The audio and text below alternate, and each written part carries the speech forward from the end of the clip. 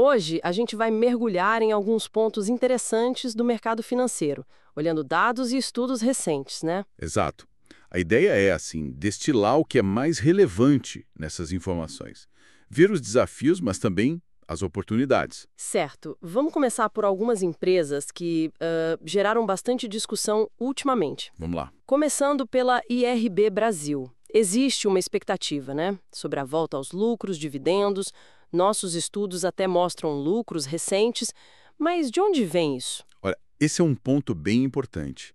Esse lucro recente, ele foi muito impulsionado pelo resultado financeiro, basicamente pela posição de caixa da empresa. Ah, entendi. Não foi a operação principal, então. A operação em si, principalmente ali do segmento de vida, ela ainda mostra, digamos, alguns desafios. O índice combinado, por exemplo, ficou acima de 100%. Prejuízo operacional naquela linha. Justamente. Sinaliza que as despesas e sinistros superaram os prêmios ganhos ali. E tem outra coisa. O quê? Tem um prejuízo acumulado considerável para zerar antes de pensar em distribuir qualquer coisa.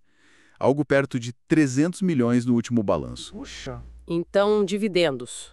Só lá pra frente. 2026, talvez? Provavelmente. É o cenário mais realista. O mercado até projeta um preço-lucro futuro que parece atraente, ali entre 6 a 8 vezes, sabe? Comparado com outras empresas do setor. Sim. Mas assim, essa recuperação do lucro depende mesmo da melhora da operação de seguros, não só do financeiro. Entendido. Clareou bastante.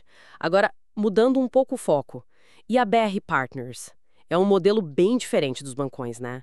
Focado em banco de investimento, mercado de capitais. Sim, totalmente diferente, é um modelo mais nichado. Eles atuam forte em fusões e aquisições, assessoria, esse tipo de coisa. E como tem sido o desempenho? É uma opção interessante para quem busca proventos, por exemplo. Olha, o histórico recente é positivo, sim. De acordo com as informações que a gente tem, a empresa tem mostrado lucros consistentes. E a rentabilidade sobre o patrimônio, o ROI, tem ficado elevada, muitas vezes acima de 20%. Uau, acima de 20% é um ótimo sinal de criação de valor, né? Sem dúvida. E os pagamentos têm sido trimestrais. O ponto de atenção é que, por ser um nicho, pode ser mais sensível aos ciclos do mercado de capitais, né? Fusões, aquisições, isso varia. Claro, faz sentido. Interessante essa diversificação de modelos. E pegando o gancho em perspectivas diferentes, a gente recebeu muita pergunta sobre a BB Seguridade. Aquela história de ter perdido para o CDI e para o Ibovespa em 10 anos. O que explica isso? Esse é um caso clássico. O ponto fundamental aí é a janela de comparação e principalmente o preço de entrada. O preço de entrada. Exato. Logo depois do IPO, lá em 2013, a cotação disparou, subiu muito, sabe? Sem que o lucro acompanhasse na mesma velocidade. Aí lá por meados de 2015, o preço-lucro bateu quase 20 vezes. Quem comprou naquele pico? Bom, pagou caro. O yield na época era baixo, uns 4,5%. Entendi. Então a pessoa comprou no auge da euforia, né? Aí a comparação fica distorcida, o preço importa e muito. Exatamente. Caiu a ficha, né? Se a gente olha períodos mais recentes, tipo depois da pandemia, quando a ação estava sendo negociada a múltiplos mais razoáveis, PL de 8, 10 vezes, Aí o retorno foi melhor. muito melhor. Superou o Ibovespa e o CDI com folga, porque a empresa em si, ela consistentemente gera muito valor. O ROI é altíssimo, na casa dos 70, 80, às vezes 90%. Nossa, impressionante. E se considerar tudo, dividendos reinvestidos, recompras... Aí a história muda completamente. O retorno total desde o IPO, incluindo tudo isso, supera o Ibovespa de longe. Nossos dados apontam para algo como, sei lá, 480% para a BB Seguridade, contra uns 140% para o Ibov no mesmo período. Caramba! E o shareholder yield atual, que soma dividendos e recompras, está bem interessante, na casa dos 11%. Essa análise da BB Seguridade é ótima para conectar com outra dúvida comum. A tal da volatilidade da bolsa, né? Mesmo em cenários de alta, como lidar com as quedas? Pois é. A volatilidade é inerente, não tem jeito. Se a gente olhar o histórico do Ibovespa, mesmo nos anos bons de alta no longo prazo, ocorrem quedas expressivas no meio do caminho. Os drawdowns, né? Os drawdowns.